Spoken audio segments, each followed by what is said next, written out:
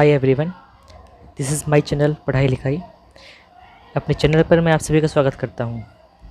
दोस्तों, अपने इस चैनल पर मैं आज से जितने भी कॉम्पिटिटिव एग्जामिनेशन हैं उन सब का जो कॉमन चीज़ होता है उसकी तैयारी करेंगे। हम शुरुआत करते हैं ज्योग्राफी से। ज्योग्राफी में हम सबसे पहले जो टॉपिक लेते हैं वो उत्तर भारत की नीतियों के बारे में लेते हैं। ये ऐसा कॉमन टॉपिक है जो सभी तरह के कॉम्पिटिटिव एग्जामिनेशन में आता है। तो दोस्तों, शुरू करते हैं उत्तर भारत की नदियाँ। तो दोस्तों, उत्तर भारत की नदियों में हम सबसे पहले पढ़ेंगे सिंधु नदी तंत्र। अब सिंधु नदी तंत्र में पहली नदी है सिंधु नदी। सिंधु नदी की लंबाई 2880 किलोमीटर है। ये तिब्बत के मानसरोवर झील के निकट जेमांग युंगडू ग्लेशियर से निकलती है। सिंधु नदी की सहायक नदियां हैं सतलुज, व्यास, झेलम, चिनाब, गिलगित, काबुल, कुर्रम और गोमल। सिंधु नदी के जल के बंटवारे को लेकर भारत और पाकिस्तान के बीच 1960 में समझौता हुआ था। अगली नदी है झेलम नदी। झेलम नदी पीर पंजाल पर्वत श्रेणी में शेषनाग झील के पास वेरीनाग झरने से निकलती है। झेलम नदी की कुल लंबाई 720 किलोमीटर है। उद्गम शेषनाग झील है। सहायक नदी किशनगंगा को ही पाकिस्तान में नीलम कहा जाता है। श्रीनगर इसी नदी के किनारे बसा है। श्रीनगर में इस पर शिकार या बजरे अधिक चलाए जाते हैं। अगली नदी है चेनाब नदी। चिनाब नदी सिंधु की सबसे बड़ी सहायक नदी मानी जाती है।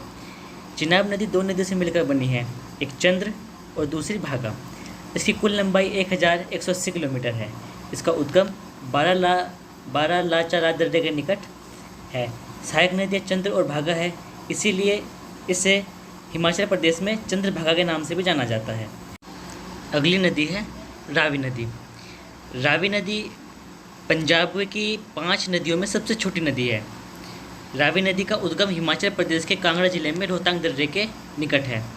इसकी कुल लंबाई 725 किलोमीटर है। उद्गम स्थल रोहतांग दर्रा है। अगली नदी है व्यास नदी।